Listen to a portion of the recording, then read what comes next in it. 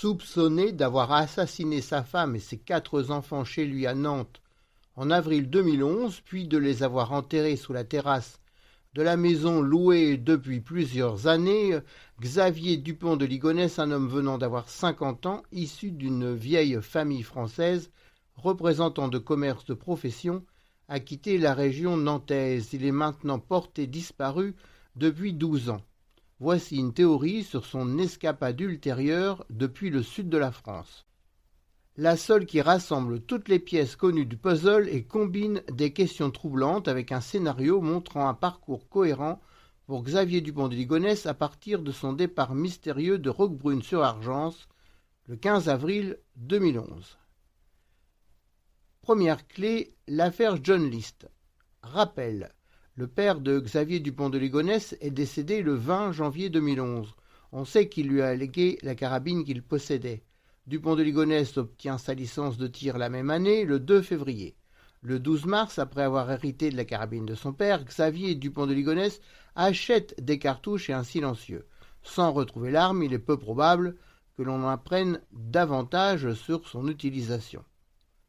Quant au livre qu'un témoin l'a vu transporter à l'intérieur d'un restaurant grill et western lors de son périple de fugitif jusqu'à Roquebrune-sur-Argence, il a été identifié dans l'un des couloirs de l'hôtel Formule 1 grâce aux images prises par une caméra de surveillance.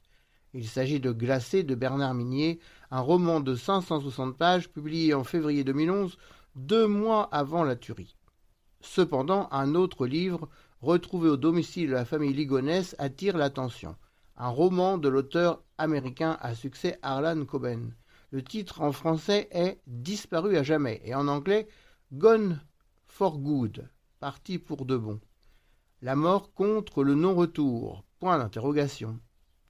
Il est possible de comparer la tuerie de Nantes d'avril 2011 avec un autre événement survenu aux États-Unis 40 ans plus tôt, l'affaire John List. Les similitudes et les coïncidences entre les deux affaires sont nombreuses. Quelque temps avant de tuer sa famille, le 9 novembre 1971, John List travaillait à Jersey City, dans le New Jersey. D'autre part, le romancier Harlan Coben est né le 4 janvier 1962 à Newark, une ville située de l'autre côté de la baie. La maison des List se trouve à Westfield, au sud-ouest de Newark. Pendant son enfance, Coben a vécu à Livingston, à une quinzaine de kilomètres au nord. Il avait 9 ans et demi lorsque le meurtre a eu lieu au 431 Hillside Avenue à Westfield. Lui seul pourrait dire si cette affaire l'a marqué, si elle l'a influencé plus tard à écrire des thrillers.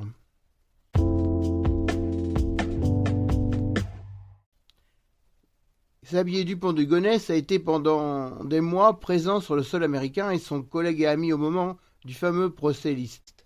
A-t-il été influencé par cet événement? Si l'homme, qui reste présumé innocent, a imité John List dans sa méthode criminelle 40 ans plus tard, il aura imaginé une suite similaire. Autre rappel, en 1971 aux États-Unis, un mois s'est écoulé avant que la scène de crime ne soit découverte. Dupont de Ligonnès aura probablement pensé qu'en France, 3 semaines s'écouleraient avant celle-ci, et en effet à Nantes, au-delà des précautions prises pour masquer les odeurs, ce n'est que parce qu'une jeune policière a remarqué la gamelle du chien en équilibre sous une planche placée sous la terrasse que les corps ont été découverts. Deuxième clé, les voyages planifiés et la route nationale 7.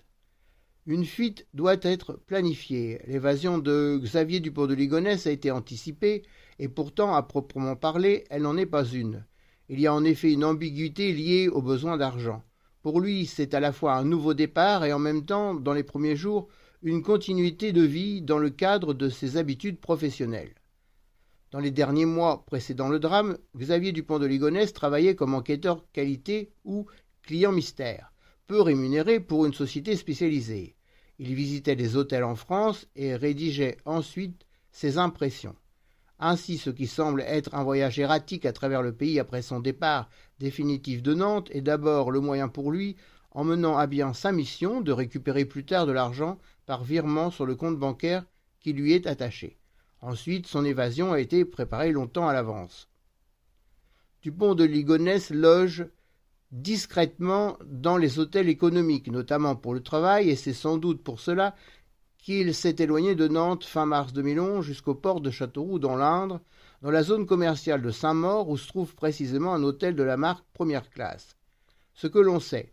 Avant de partir, il en a profité pour faire plusieurs achats dans un magasin de bricolage voisin, dont un rouleau de grands sacs poubelles et un paquet de dalles plastiques et adhésives pour le sol. L'hypothèse, il achète également une tente 2 secondes dans de Décathlon situé presque en face de l'hôtel. L'évasion anticipée de Xavier Dupont de Ligonnès présente l'ambiguïté d'être à la fois un parcours professionnel et l'expression d'une nouvelle liberté. C'est pourquoi le terme adapté est escapade. De escapar, s'échapper. À ce stade, nous le verrons plus loin, la clé de l'escapade est la route nationale 7 qui était l'axe principal vers le sud de la France. Après une nuit passée au Formule 1 de Roquebrune-sur-Argence le 15 avril 2011, Xavier Dupont de Ligonnès quitte sa chambre en cours de matinée et prend sa voiture. Il disparaîtra pendant plusieurs heures. Le phone tracking a révélé qu'un ami proche de Xavier Dupont de Ligonnès se trouvait dans la région ce jour-là, et plus précisément que cet ami avait quitté l'hôtel Mercure de Fréjus à 10h45 pour se rendre à Draguignan. Dupont de Ligonnès et son ami se sont-ils téléphonés? Depuis le Mercure situé à Port-Fréjus, près de la mer, le temps donné de 16 minutes pour que l'ami traverse la ville et se retrouve à Puget-sur-Argence semble tout à fait plausible, ainsi que les 5 minutes supplémentaires pour atteindre le village du Muy. L'ami arrive au Muy à 11h06. Considérons que Xavier Dupont de Ligonnès souhaite rencontrer son ami à cette occasion, sous prétexte de la folle histoire qu'il a racontée à tous ses proches. À l'entrée du village, sur l'ancienne route nationale 7, il y a une cabine téléphonique. Nous savons que l'ami est arrivé à Draguignan à 11h30. Pour cela, il a dû quitter le Muy au moins 15 minutes avant. La théorie est la suivante. Les deux hommes auraient pu se voir ce matin-là de la manière la plus naturelle, dans la rue entre Puget-sur-Argence et le Muy, durant un intervalle de 45 minutes, entre 10h30 et 11h15. Au Muy, Xavier Dupont de Ligonnès aurait pu s'y trouver vers 10h24. Il aura répété à son ami son discours de fuite et d'exil familial. Puis, après un dernier salut, chacun sera reparti de son côté. Xavier Dupont de Ligonnès est un homme qui aime conduire, qui conduit beaucoup, qui aime les voitures. Il aime les voitures américaines et a traversé les États-Unis. Dans le passé, il a fait un voyage le long de la mythique route 66. Par ailleurs, Xavier Dupont de Ligonnès a toujours traversé la France pour son travail. Il avale les kilomètres. En arrivant dans le sud depuis Nantes et Avignon, une route célèbre passe près de Draguignan et de l'Orgue, deux villes qu'il connaît bien pour y avoir vécu, la route nationale 7. La mythique RN7 est parallèle à la Trévarès et à la chaîne d'Aiguilles à Aix-en-Provence. Elle est ensuite parallèle à l'autoroute A8. Après Brignoles, elle arrive dans la vallée de l'Argence avant d'atteindre la mer Méditerranée à Fréjus. Elle est aujourd'hui déclassée notamment en D7N et DN7. Au niveau de la notoriété, la route nationale 7 est à la France, ce que la route 66 est aux États-Unis et vice-versa. La partie de la RN7 à considérer se situe entre Fréjus et Aix-en-Provence, plus particulièrement entre le point de départ de Roquebrune-sur-Argence, le rond-point de l'hôtel et Aix-en-Provence. Avant de disparaître définitivement, il lui faut préparer le terrain. À 11h15, Dupont de Ligonnès quitte le Muy au volant de sa C5 en direction d'Aix-en-Provence. De place en place, il s'arrête pour cacher discrètement des vivres qui peuvent être des salades en conserve à ouverture facile et des petites bouteilles d'eau. Il devra tenir 10 jours. Le long de l'ancienne RN7, ce qui caractérise les environs, c'est la diversité de leur aspect, dans une certaine uniformité de désordre.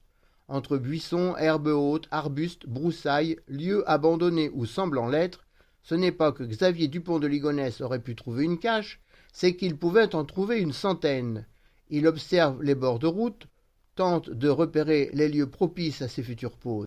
Il ne sait pas s'il marchera ou fera du stop. Ce sera selon l'occasion. S'il le faut, il marchera un peu en sens inverse, pour rejoindre une halte dépassée. Qui pourrait soupçonner un routard de se diriger vers Roquebrune-sur-Argence? Pour l'instant, il ne peut guère rouler au-delà du pont des Trois Sautés, au sud d'Aix-en-Provence, entre Aix et Méreuil. Il doit tenir compte du temps nécessaire pour revenir à Roquebrune et c'est à ce moment-là que la route nationale 7 traverse Aix-en-Provence pour rejoindre Avignon. Et ce n'est pas sa destination. À 14h20, Xavier Dupont de Ligonnès fait demi-tour pour retourner à l'hôtel Formule 1 de Roquebrune-sur-Argence. La rencontre de la théorie et des faits. À 16 heures, Xavier Dupont de Ligonnès gare sa voiture dans un angle mort sur le parking attenant à l'hôtel et repart à pied 10 minutes plus tard, non sans s'être préalablement coupé les cheveux, portant sur le dos un sac rempli de nourriture et sur l'épaule l'attente 2 secondes achetée fin mars près de Châteauroux. Il quitte définitivement l'hôtel Formule 1 en direction de la petite route des Châtaigniers en empruntant le tunnel voisin situé sous l'autoroute A8, la Provençale. En ce 15 avril 2011, en plein cœur de l'après-midi, personne ne le cherche, personne ne le remarque, personne ne s'intéresse à lui. Il peut aller librement où il veut. Ce n'est que 4 jours plus tard, le 19 avril 2011, qu'une enquête pour disparition inquiétante est ouverte. Et ce n'est que le 21 avril, alors que des restes humains ont été découverts sous la terrasse de la maison familiale à Nantes, qu'un avis de recherche relatif à la famille disparue est lancé par les autorités. Alors qu'il quittait à pied l'hôtel Formule 1 de Roquebrune-sur-Argence, Xavier Dupont de Ligonnès a été aperçu par un témoin portant un sac à dos et un sac à vêtements sur l'épaule. L'hypothèse admise est que le sac cachait son fusil pour se suicider. Une autre, les 2 sacs contenaient son avenir.